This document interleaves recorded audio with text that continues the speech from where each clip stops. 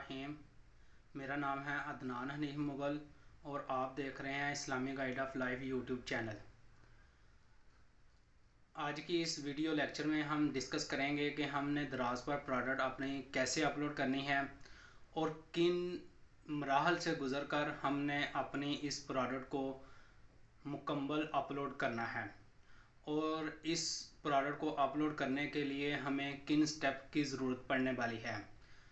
आज की इस वीडियो में हम ऐसे मेन नुकात पर डिस्कस करेंगे कि जो कि कोई भी सेलर्स आपको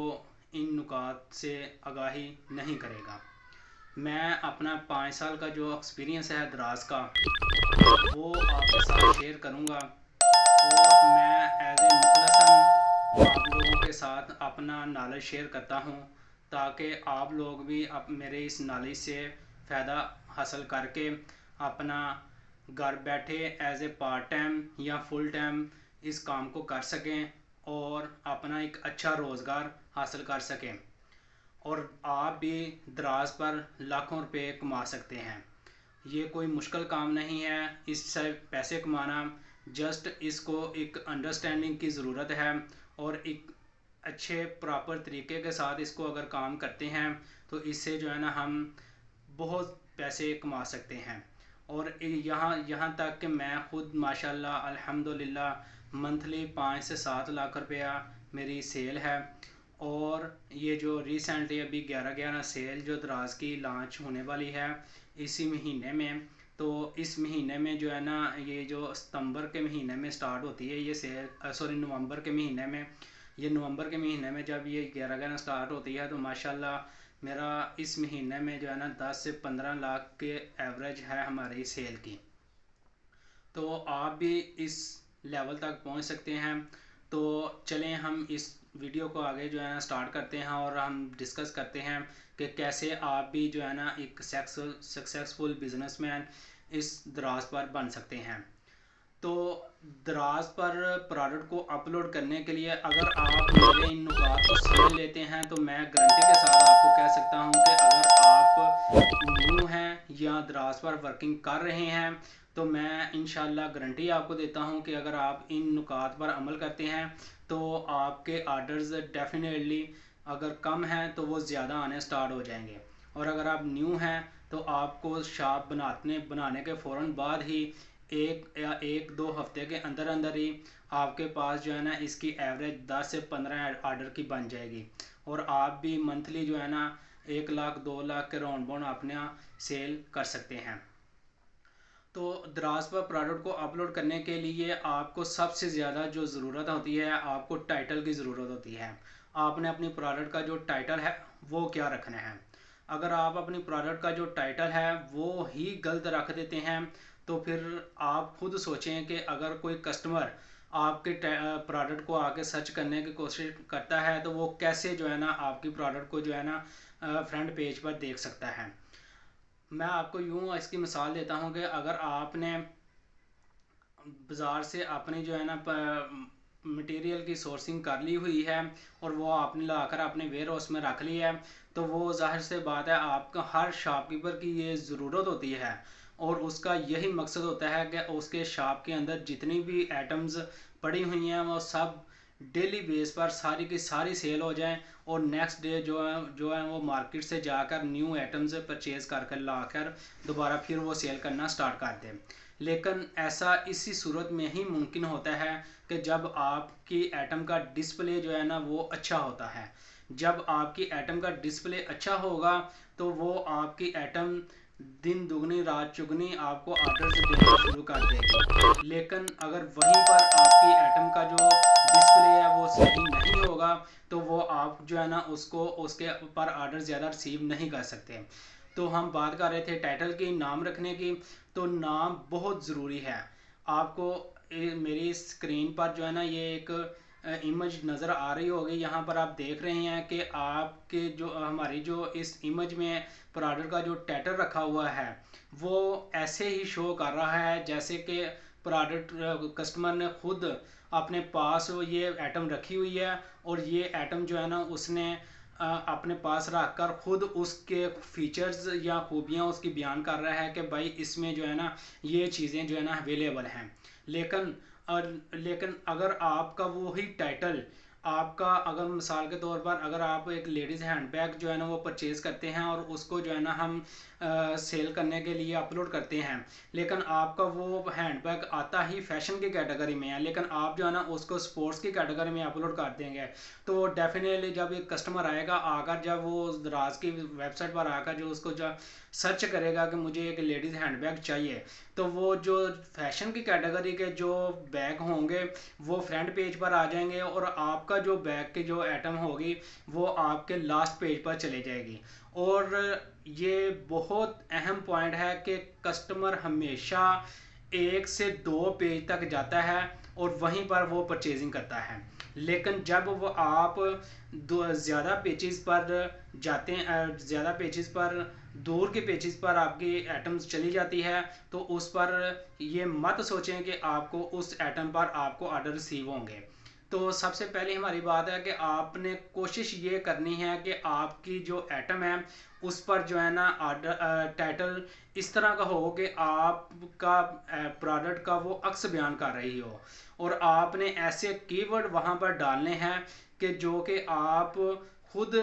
तसव्वुर करें कि मेरी इसी प्रोडक्ट के अंदर यही कीवर्ड जो है ना यूज़ हो सकते हैं। मार्केट में बहुत ज़्यादा कीवर्ड टूल्स अवेलेबल हैं, कीवर्ड वेबसाइट अवेलेबल हैं, कुछ वेबसाइट आपको जो है ना ये स्क्रीन पर शो हो रही हैं। आप इन वेबसाइट पर भी जो है ना अपने कीवर्ड सर्च कर सकते हैं अपने प्रोडक्ट के रिलेटेड, या आप खुद दराज पर भी सर्च कर सकते हैं अपने प्रोडक्ट का कीवर्ड। तो इसके बाद जो है ना आपने जब आपने प्रोडक्ट का एक टाइटल अच्छा सेलेक्ट कर लिया है, तो इसके बाद आपके लिए सबसे इम्पोर्टेंट बात आती है कि आपने जो है ना अपनी प्रोडक्ट को किस कैटेगरी में अपलोड करना है। डेफिनेटली अगर आप सही कैटेगरी सेलेक्ट करेंगे तो आपकी आइटम की जो रैंकिंग है वो दराज में दिन ब दिन अप होती जाएगी। लेकिन जब आप फैशन की कैटेगरी के आइटम को स्पोर्ट्स की कैटेगरी में अपलोड करेंगे तो वो कभी भी आपकी प्रोडक्ट की रैंकिंग अप नहीं होगी, बल्कि वो बजाय ऊपर जाने के वो ज़ीरो के स्टेप पर आ जाएगी। और आपको अगर उस पर जो अगर ऑर्डर आ भी रहे हैं या आपने अगर न्यू अपलोड की है तो वो कभी भी उस पर फिर ऑर्डर नहीं आ सकते। तो इसके बाद जो है ना आपका जो नेक्स्ट स्टेप आता है, आपने प्रोडक्ट के एट्रीब्यूट सेट करने हैं। ये एट्रीब्यूट्स प्रोडक्ट के कीवर्ड्स होते हैं। ये ऐसे कीवर्ड्स होते हैं जो दराज ने स्पेसिफिकली अपनी सर्च हिस्ट्री में ऑलरेडी इसको रखा होता है। जब आप अपनी प्रोडक्ट के जो कीवर्ड हैं उसको अपने प्रोडक्ट के जो एट्रीब्यूट्स हैं वो बिल्कुल एक्यूरेट अपने प्रोडक्ट के रिलेटेड वहाँ पर डालते हैं। मिसाल के तौर पर एट्रीब्यूट्स में आता है कि मॉडल कौन सा आपका प्रोडक्ट का है, उसके बाद जो है ना आपकी प्रोडक्ट का डिज़ाइन कौन सा है, आपकी प्रोडक्ट का जो है ना मटेरियल कौन सा है, आपकी प्रोडक्ट में जो है ना साइज़ कौन सा है। इस तरह के जो है ना ये एट्रीब्यूट्स आते हैं और वहाँ पर जो है ना आपने बिल्कुल एक्यूरेट वहाँ पर बताना है कि आपके प्रोडक्ट के कौन कौन से सही कीवर्ड हैं, आपने वहाँ पर कीवर्ड डालने हैं। उसके बाद आपने अपनी प्रोडक्ट की बिल्कुल एक्यूरेट डिटेल मेंशन करनी है, डिस्क्रिप्शन लिखनी है, उसके बाद हाइलाइट्स के पॉइंट्स लिखने हैं। आपने कोशिश करनी है, अगर आपका जो एक लेडीज़ हैंडबैग है तो आपने ये बिल्कुल यही कोशिश करनी है कि आपके बैग के हवाले से जितनी भी अच्छी इंफॉर्मेशन है वही वहाँ पर डालनी है। ये नहीं होना चाहिए कि आपने लेडीज़ हैंडबैग अपलोड करना है और आप वहाँ पर जो प्रोडक्ट की जो हाइलाइट्स हैं या डिटेल्स हैं वहाँ पर जो है ना आप अपनी प्रोडक्ट की जो मिसाल के तौर पर अगर आप लेडीज़ हैंडबैग अपलोड करने लगे हैं तो आप जो है ना वहाँ पर पॉकेट वॉलेट की जो है ना डिटेल मेंशन कर दें, या आप कोई और वॉलेट की डिटेल वहाँ पर मेंशन कर दें, या किसी ऐसे समझ लें कि जैसे आपने ladies handbag shoulder bag upload करना है और वहाँ पर आप लिख रहे हैं पॉकेट वॉलेट, या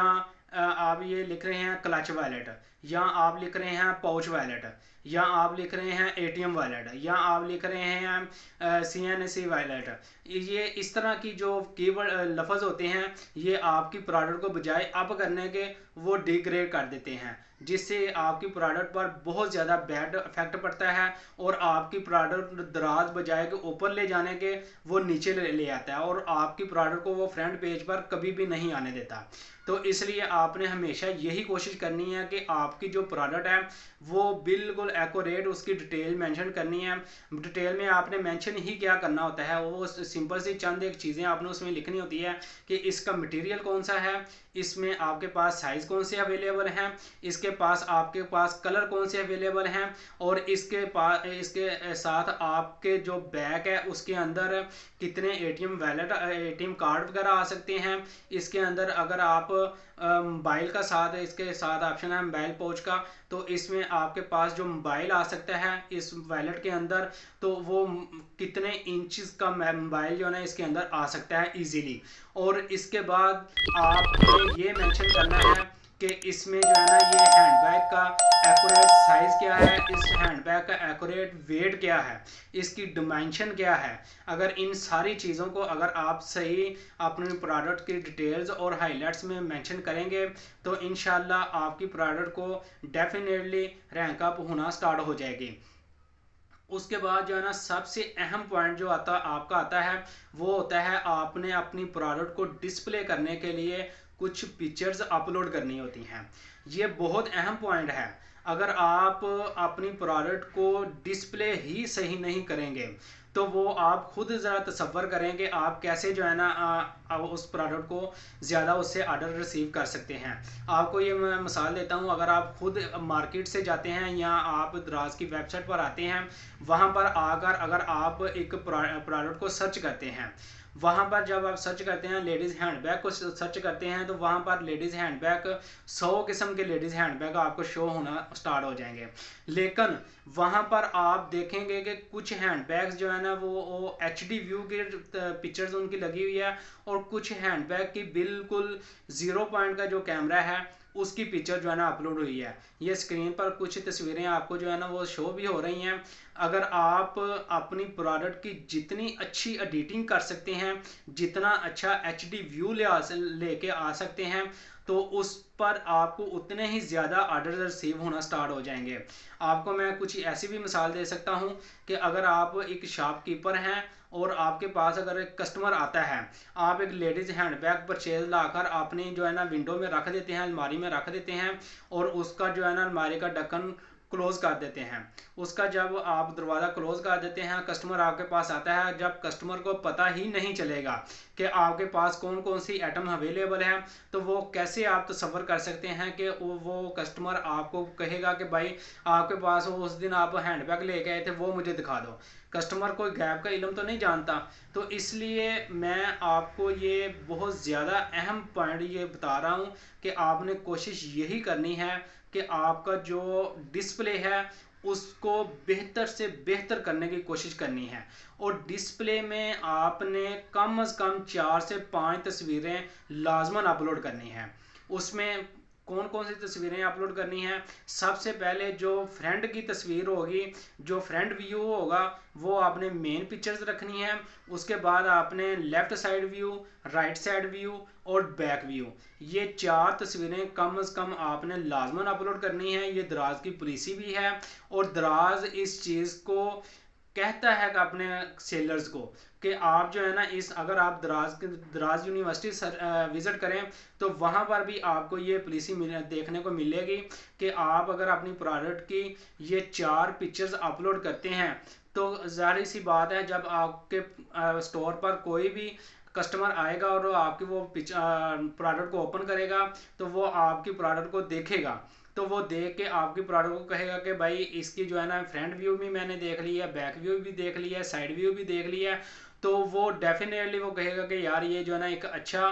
पॉजिटिव सेलर है, और इसने जो है ना जिस तरह की अपनी प्रोडक्ट पर मेहनत की है अपलोड करने के लिए, तो ये जो है ना मुझे गलत चीज़ जो है ना नहीं भेज सकता। तो ये जो डेफिनेटली इस पर वो ऑर्डर करेगा। यानी कि ऐसे समझ लें और दूसरी बात जो इसमें अहम है कि कोशिश कीजिएगा कि अपनी प्रोडक्ट की आप खुद फ़ोटोशूट करें। जब आप अपनी प्रोडक्ट की खुद फ़ोटोशूट करेंगे तो वो आपकी प्रोडक्ट को जो है ना हम कंफर्म रैंक अप करेगा। लेकिन जब आप अपनी प्रोडक्ट की तस्वीरें गूगल से उठाकर अपनी प्रोडक्ट पर लगा देंगे तो वो आपकी प्रोडक्ट को जो है ना बजाय ऊपर ले जाने के वो कॉपीराइट के इशू में ले आएगा और आपकी प्रोडक्ट का जो ऑर्डर देने का जो एबिलिटी थी वो बिल्कुल डेड कर देगा। और जिससे ये तस्वर होगा कि आपकी प्रोडक्ट जो है ना आपके हाथों से वो ज़ाया हो जाएगी। तो आपने कोशिश ये करनी है कि अपने प्रोडक्ट का जितना अच्छा डिस्प्ले कर सकते हैं आपने वही डिस्प्ले शो कर ज़्यादा से ज़्यादा अपने ऑर्डर्स रिसीव हो सकें। उसके बाद जो है ना आपने अपनी प्रोडक्ट की जो प्राइस है और उसका जो कलर है, जो उसके साइज़ हैं वो, और आपका पास कितना स्टॉक है, ये सारी चीज़ें नेक्स्ट स्टेप में आपने जो है ना ये शो करनी है। तो आपने कोशिश ये करनी है कि बिल्कुल रीज़नेबल प्रॉफिट जो है ना अपनी प्रोडक्ट का वो रख के आपने जो है ना अपनी प्रोडक्ट को अपलोड करना है। ये ना हो कि आपकी प्रोडक्ट जो है ना मार्केट से आप लेके आए हैं 1000 रुपये की और द्रास पर आकर आप जो है ना उस प्रोडक्ट को 3000 में अपलोड करते हैं, तो वो कभी भी आपकी प्रोडक्ट को ऑर्डर नहीं दे सकती। वैसे भी हमारी इस्लाम में इस चीज़ को सख्ती से मना कर दिया गया है कि आप नजायज़ प्रॉफिट नहीं ले सकते। अगर आप नजायज़ प्रॉफिट लेंगे तो वो आपके लिए बजाय बरकत का सबब बनने के आपके लिए वो नुकसान का सबब बन जाएगा। और वैसे भी अगर आप अपना रोज़मर्रा की ज़िंदगी में अगर देखें तो जिस दुकानदार के पास या जिस शॉपकीपर के पास ज़्यादा गाहक होंगे वहाँ पर आप देखेंगे कि उस शॉपकीपर का जो रेट है दूसरे दुकानदारों के कंपैरिजन में बहुत कम होगा। लेकिन जब आपका दूसरा जो आपके अपोजिट जो दुकानदार है उसके पास आप देखेंगे कि उसके पास जो है ना वो गाहक नहीं है, तो उसका ज़ाहिर सी बात है और रेट जो है ज़्यादा होगा। यानी कि आपने अगर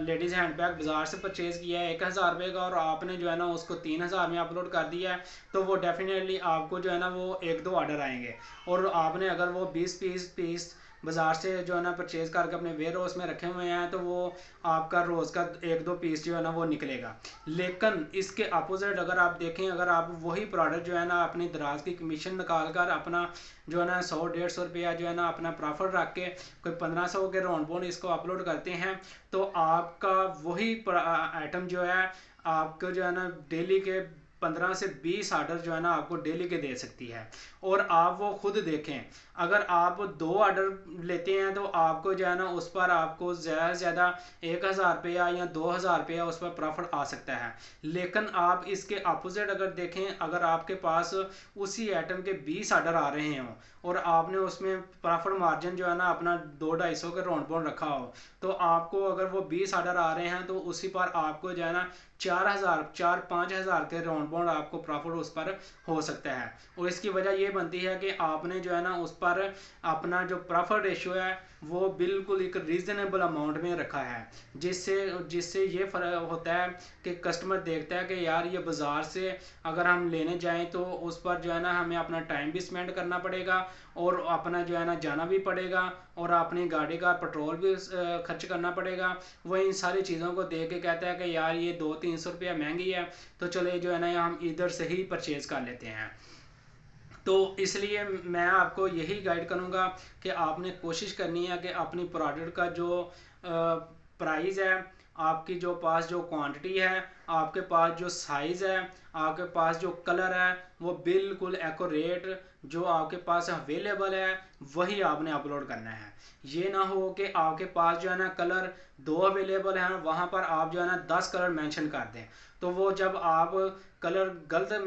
मेंशन करेंगे तो आपके पास जब वो कलर ब्लैक और वाइट अवेलेबल होगा और आपको ऑर्डर आ जाएगा रेड कलर का और रेड कलर आप नहीं भेजेंगे तो कस्टमर आपसे डिससेटिस्फाइड हो जाएगा और जिससे जो है ना आप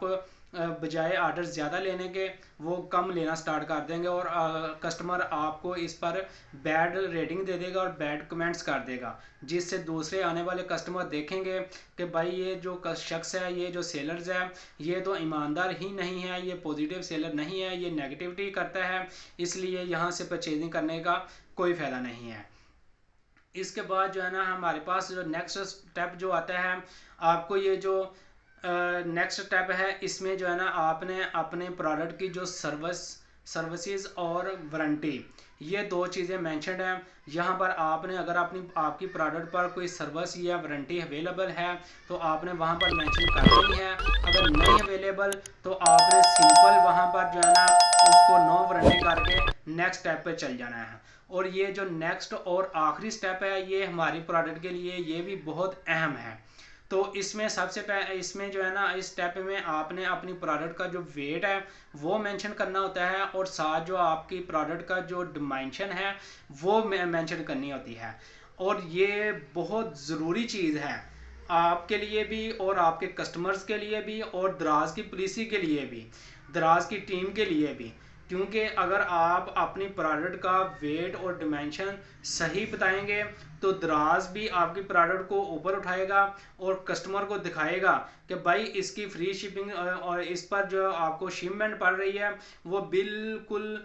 थोड़ी सी पड़ रही है। और अगर आप अपनी प्रोडक्ट का जो वेट है वो ज़्यादा रख देंगे एज़ कम्पेयर टू आपकी जो प्रोडक्ट का एक्चुअल वेट है, तो आपकी प्रोडक्ट पर जो शिपमेंट है वो कस्टमर को ज़्यादा पड़ेगी। वो डेफिनेटली जो इसके कंपैरिजन में दूसरी प्रोडक्ट उसको शो हो रही होगी, वो आपकी प्रोडक्ट पर ऑर्डर नहीं देगा, वो दूसरी प्रोडक्ट पर ऑर्डर दे देगा। वो कहेगा कि इस पर जो मुझे शिपमेंट जो है ना वो 200 रुपया पड़ रही है और आपकी प्रोडक्ट पर जो शिपमेंट है वो मुझे 500 रुपया पड़ रही है, तो मुझे क्या ज़रूरत पड़ी है तो दोनों सेम प्रोडक्ट। इसलिए वो कोशिश ये करेगा कि वो आपकी प्रोडक्ट पर ऑर्डर नहीं करेगा, वो जो साथ वाली आइटम शो हो रही होगी वहाँ पर वो अपना ऑर्डर जो है ना वो शो कर देगा और वहाँ पर उस सेलर को अपना ऑर्डर दे देगा, वो वहाँ से परचेजिंग कर लेगा। तो इसलिए आपने ये कोशिश करनी है कि बिल्कुल एक्यूरेट अपना वेट, प्रोडक्ट का वेट और डिमेंशन सेलेक्ट करनी है। जी दोस्तों, तो ये जो है ना ये कुछ अहम पॉइंट थे, ये मैं आपको दोबारा बता देता हूँ वन बाय वन। इसमें जो है ना पहले नंबर पर जो है ना आपने अपनी प्रोडक्ट का बिल्कुल एक्यूरेट टाइटल रखना है जो कि आपकी प्रोडक्ट का अक्स बयान कर रही हो। और उसके बाद जो है ना नेक्स्ट स्टेप आपने आता है कि आपने अपनी प्रोडक्ट की बिल्कुल एक्यूरेट जो कैटेगरी है वो सिलेक्ट करनी है। आपने कभी भी ये सोचना नहीं है कि मैं अपनी प्रोडक्ट की गलत कैटेगरी में अपनी प्रोडक्ट को अपलोड कर दूँ। इससे मतलब कि सोचने का मकसद ये होता है कि स्पोर्ट्स की कैटेगरी में दराज कम कमीशन ले रहा है, फैशन की कैटेगरी में दराज ज़्यादा कमीशन ले रहा है, तो मैं जो है ना अपनी प्रोडक्ट को अब जो है ना स्पोर्ट्स की कैटेगरी में अपलोड कर दूंगा। लेकिन आप कमीशन कम देने से आप ये अपना तो वक्ती तौर फ़ायदा देख रहे होते हैं, लेकिन आपको ये चीज़ नज़र नहीं आ रही होती कि आपकी जो आइटम है वो आपके दराज आपके जो है ना लास्ट पेजेस में जो है ना वो डाल देगा, जिससे आपको उसका ऑर्डर ही नहीं रिसीव होगा। अगर आपने स्पोर्ट्स की कैटेगरी में अपलोड करनी है, स्पोर्ट्स में कमीशन कम है, तो आप कोशिश कीजिए कि अपनी प्रोडक्ट का जो सोर्सिंग है वो भी स्पोर्ट्स की कैटेगरी में ही रह कर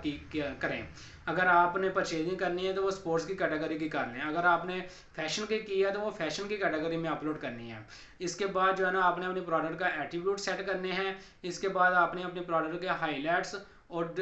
डिटेल्स जो है वो मेंशन करनी है। इसके बाद आपने जो है ना ये जो मैंने पहले भी ऑलरेडी आपको बता चुका हूँ कि ये डिस्प्ले जो है, ये डिस्प्ले बहुत इंपॉर्टेंट रोल प्ले करता है किसी भी प्रोडक्ट का। तो आपने कोशिश करनी है ये डिस्प्ले आपका जितना अच्छा हो सके इसको करना है। इसके बाद जो है अपनी प्रोडक्ट की प्राइस, क्वांटिटी, स्टॉक और इसके साथ जो है साइज़ और जो कलर है, ये चीज़ें आपने यहाँ पर मेंशन करनी है। उसके बाद जो है ना आपके पास अगर प्रोडक्ट की कोई वारंटी है अवेलेबल तो वो वारंटी मेंशन करनी है, अगर नहीं है तो इसको नो वारंटी के साथ नेक्स्ट स्टेप पर चले जाना है। नेक्स्ट स्टेप पर आपने अपनी प्रोडक्ट का जो वेट और डिमेंशन है वो मेंशन करना है, और इसके बाद आपने जो है ना इसको सबमिट के बटन पर क्लिक कर देना है। तो ये प्रोडक्ट जो है ना आपके पेंडिंग क्यूसी में चली जाएगी, और ये जो है ना 2 से 3 दिन में आप दराज जो है ना ऑटोमेटिकली आपके प्रोडक्ट को लाइव कर देगा, और वो दराज के स्टोर पर शो होना स्टार्ट हो जाएगी, और जहाँ से जो है ना आप अपने प्रोडक्ट का ऑर्डर भी इस पर रिसीव कर सकते हैं। तो जी दोस्तों, ये जो अहम कुछ पॉइंट थे जो कि मैंने आपके साथ डिस्कस किए हैं। इंशाल्लाह आप इन पॉइंट पर अमल करें तो मैं आपको गारंटी देता हूं कि इंशाल्लाह अगर आपके ऑर्डर्स कम हैं तो आपके ऑर्डर्स ज़्यादा आना स्टार्ट हो जाएंगे।